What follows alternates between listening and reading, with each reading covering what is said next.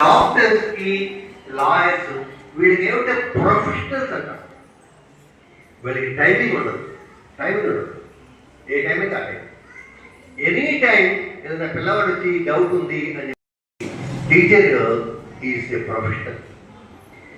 ఇంతమంది ప్రొఫెషనల్స్ మీరందరూ కూడాను ఈ పిల్లల్ని ఓ అద్భుతమైన ప్రొఫెషనల్స్గా తయారు చేయటానికి వాస్తవానికి ఏంటంటే వీళ్ళకి గుర్తుండదు. కానీ ఇవాళ మన స్కూల్ పిల్లలే గత 40 ఏళ్ళుగా వేల మంది ఫారెన్లో అనేక కంపెనీల్లో అద్భుతంగా రాణిస్తున్నారు, సెటిల్ అయ్యారు, ఉద్యోగాలు చేస్తున్నారు, ఉద్యోగాలు సంపాదిస్తున్నారు.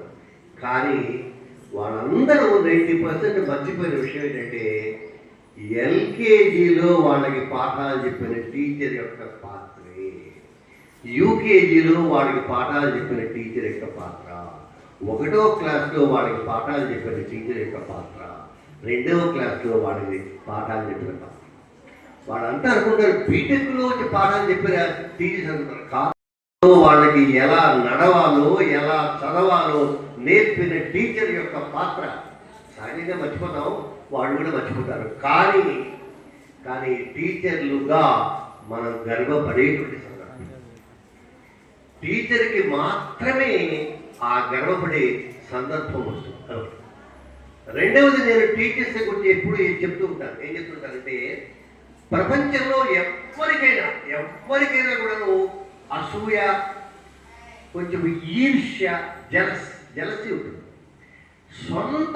సొంత అన్నదమ్ములు, అక్క చెల్లెళ్ళు కూడా వాడు బాగా రాణిస్తుంటే సొంత తమ్ముడు కూడా కొంచెం ఎన్వియస్గా, అసూయగా, ఈర్ష్యగా ఫీల్ అవుతున్నటువంటి సందర్భం మనం చూస్తూ ఉంటాం. కానీ ఒక టీచర్ మాత్రమే తనకి ఏ రకమైన సంబంధం లేకుండా కేవలంగా విద్యార్థి, గురువు, శిష్యుడు అంతవరకే.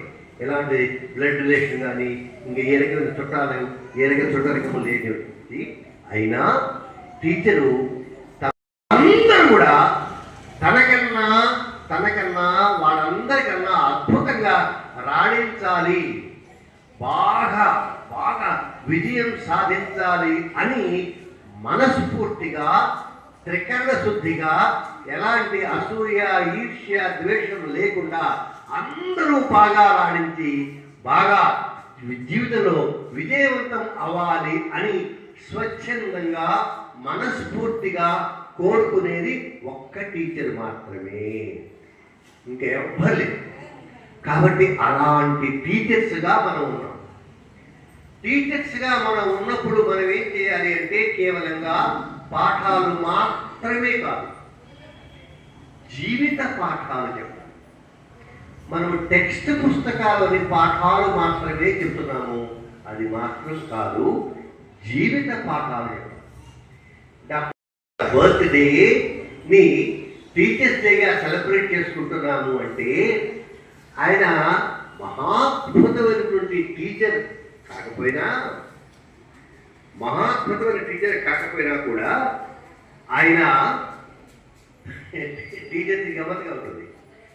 15 నిమిషాలు ఆలస్యంగా క్లాస్కి వెళ్ళేవారట, 15 నిమిషాలు ముందుగా వచ్చేవారట క్లాస్కి. అంటే అరగంటే చెప్పేవారు.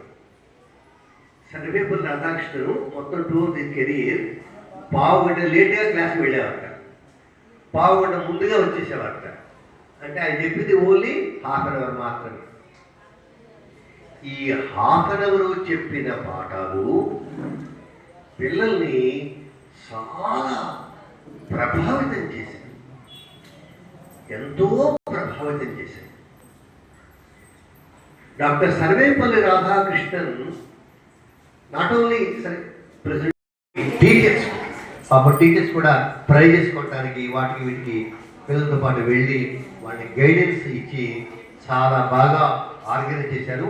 మిమ్మల్ని ఎంకరేజ్ చేసిన పేరెంట్స్ కూడా ఈ సందర్భంగా నేను నా కృతజ్ఞతలు తెలియజేస్తూ మీ అందరికీ మరొకసారి శుభాకాంక్షలు తెలియజేస్తాను.